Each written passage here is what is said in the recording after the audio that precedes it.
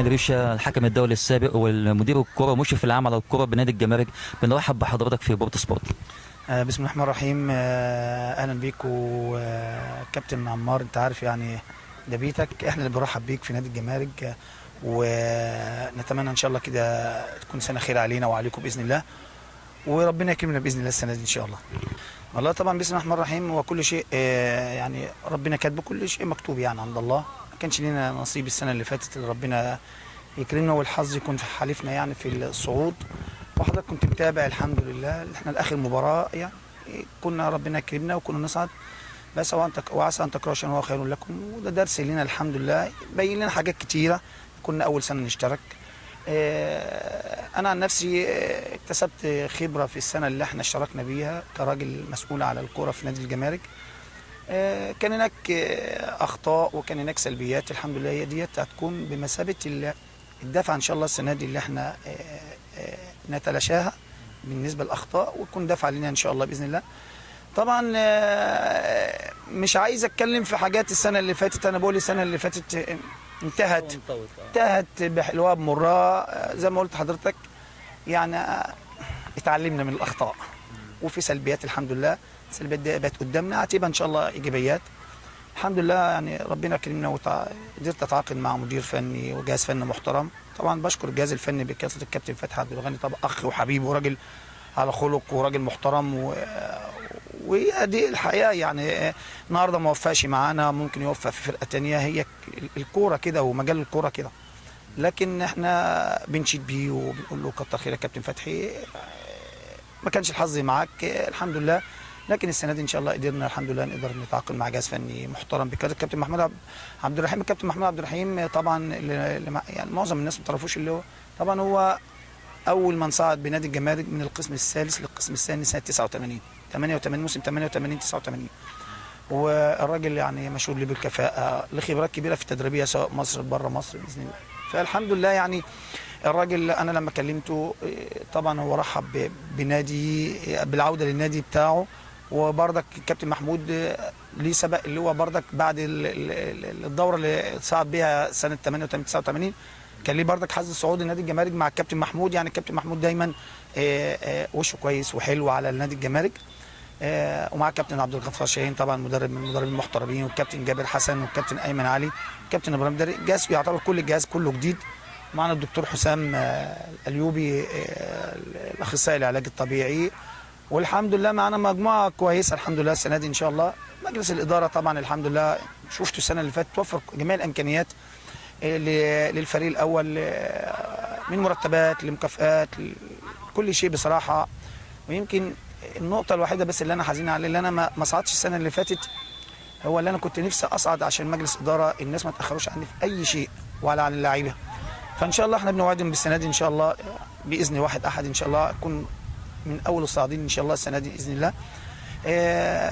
في بعض اللاعبين اللي هم ان شاء الله مستمرين معانا، وبعض اللاعبين اللي هم طبعا يعني كتر خيرهم احنا بنقول لهم متشكرين، جايبين بعض اللعيبه المحترمه برضك امكانياتهم كويسه اضافه نادي الجمارك، سواء اصحاب الخبره او سواء الشباب. فان شاء الله السنه دي عاملين توليفه كويسه جدا، زي ما قلت لحضرتك درس اتعلمناه. فان شاء الله باذن الله السنه دي هتكون بمثابه هي السنه انطلاق لنادي الجمارك باذن الله، والصعود للقسم الثالث ان شاء الله باذن الله. كابتن بيش بيقول لك بالتوفيق ان شاء الله.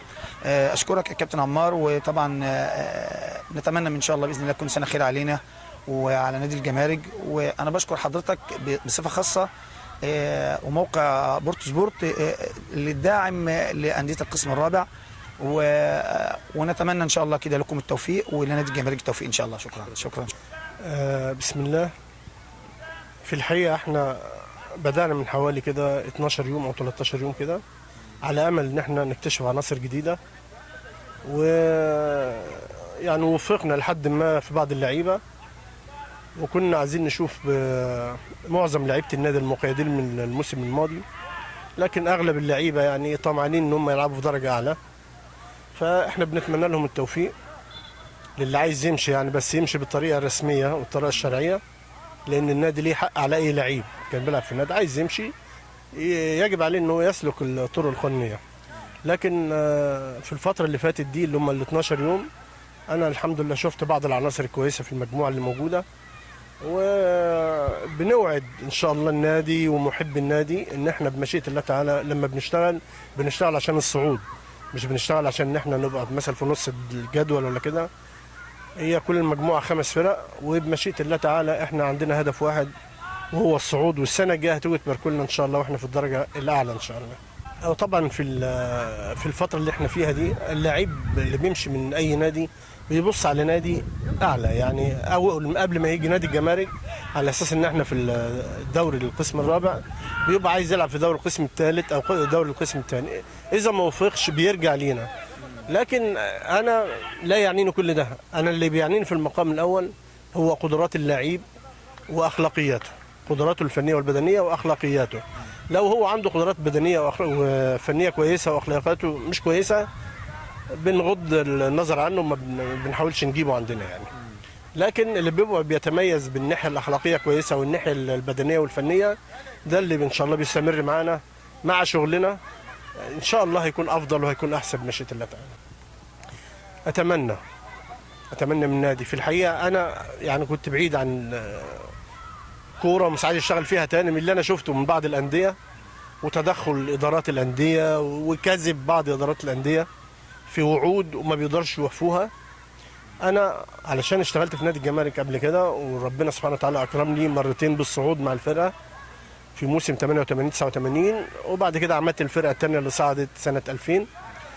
انا السنه دي راجع النادي رغم انه في القسم الرابع، بس لان ده بيتي اللي انا قضيت فيه احلى ايامي، وبقول لهم ان احنا بمشيئه الله تعالى هنصعد السنه دي، بس ارجو انكم تكونوا في ظهرنا لان احنا بنعتمد على الله سبحانه وتعالى وعليكم في النواحي الماديه وتحلوا لنا مشاكلنا وتوفروا لنا طلباتنا.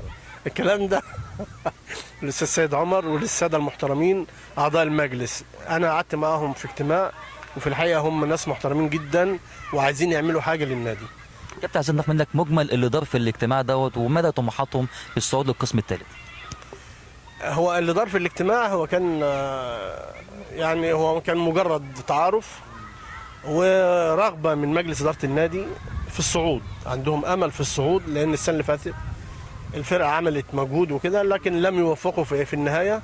لكن احنا ان شاء الله بنحاول اذا كان في عندنا اخطاء او معوقات حصلت السنه اللي فاتت بنحاول نتخلص منها، وان شاء الله هنكون افضل بمشيئه الله تعالى. السنه دي هنكون افضل، وبمشيئه الله برضه بقول لهم ان احنا هنصعد السنه دي ان شاء الله. والله احنا متوكلين على الله سبحانه وتعالى وحاطين في دماغنا ان شاء الله ان الهدف الرئيسي باذن الله ان الصعود، وما ينفعش يكون نادي الجمارك بالمستوى دوت وبعدين يكون في الدرجه الرابعه. فاحنا ان شاء الله حاطين امل في الله سبحانه وتعالى ثم على لعبتنا، واحنا حاطين يعني ان الهدف المعين بتاعنا ان احنا باذن الله الصعود للدرجه اللي بعد كده ان شاء الله.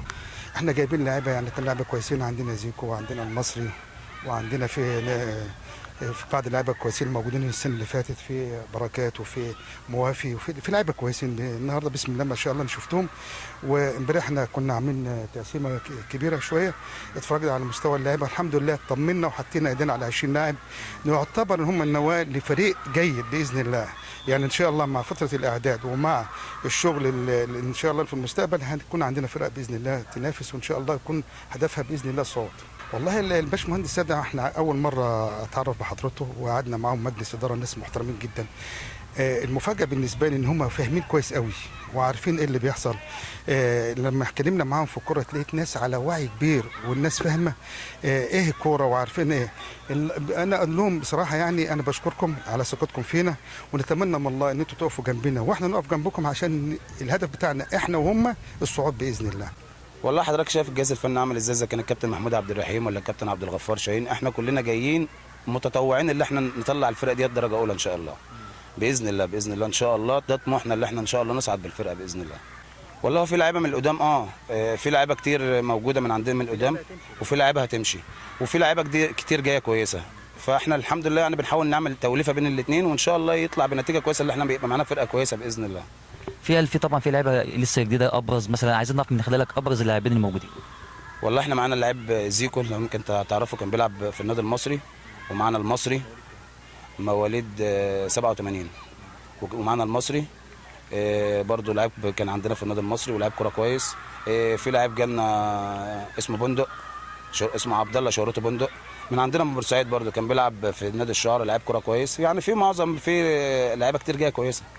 فان شاء الله هتشوف فرقه كويسه باذن الله في السنه الجايه في نادي الجمارك باذن الله، حاجه كويسه. والله انا بقول لجمهور بورسعيد ان شاء الله هتشوف فرقه كويسه بتنافس، مش طموحها اللي هي بس تطلع القسم الثالث وبس، لا طموحها اللي هي تطلع القسم الثالث وتطلع القسم الثاني ان شاء الله، وتبقى في الممتاز به.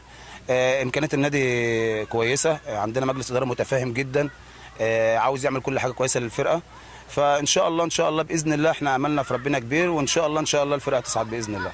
والله الحراس عندي 3 حراس ممتازين، عندي اسلام، وعندي محمد كعويره، وفي جون حارس جاي من العريش برضو وهو من مركز الظهور، وان شاء الله ربنا ييسر باذن الله، ونحاول لو في حاجه نخلصه باذن الله يعني. وفي عندي حارس جاي من العريش برضو، ان شاء الله بنحاول نخلص فيه برضو، حارس ممتاز، وان شاء الله خير باذن الله.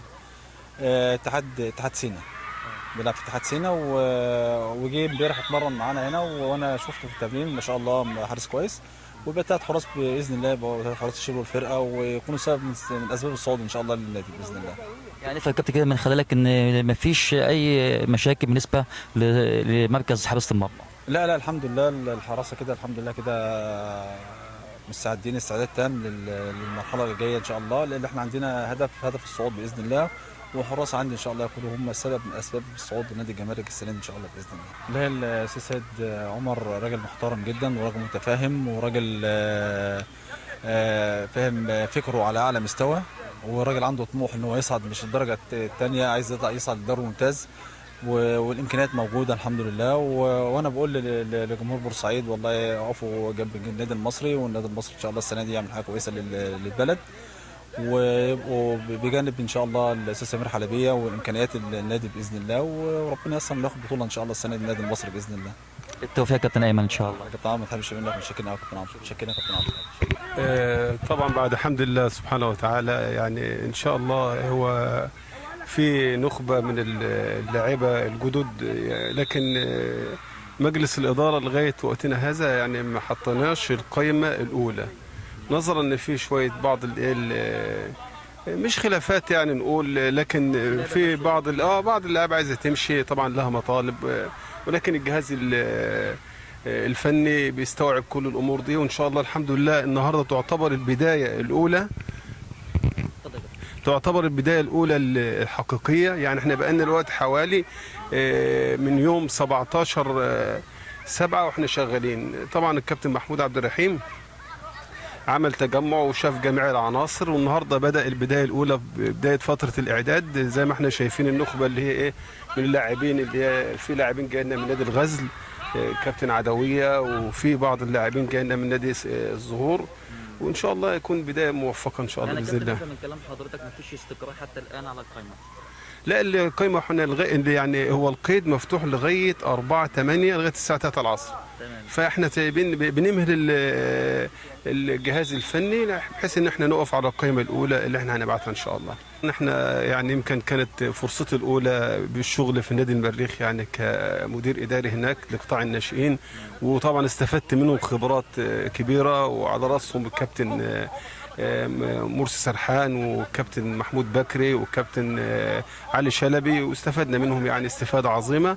ولكن انا صراحه يعني دلوقتي انا يعني بالنسبه للعمل في نادي الجمارك في فرق، لان طبعا الشغل في الجهاز الفني للناشئين في 7 أو 8 فرق، ان هو يستبدل بفرقه واحده طبعا يكون اريح للمدير الاداري، ويكون انفع ليه وايسر ليه، والادوات بتاعتنا وكل حاجه موجوده. وطبعا نادي الجمارك موفر لنا جميع الامكانات اللي احنا ممكن ان شاء الله نصعد بها باذن الله. بندعو له بالتوفيق. طبعا راجل اجتمع معانا في اول يوم، ويعني وابدى كل استعداداته ان هو يعني يقدم كل ما لديه من الرخيص والغالي، بحيث ان الفرقه تصعد ان شاء الله الى القسم الثالث يعني. ونسال الله سبحانه وتعالى ليه التوفيق وللجهاز الفني ان شاء الله، وتكون سنه موفقه باذن الله. ونشكر سعادتك على اللقاء الجميل ده.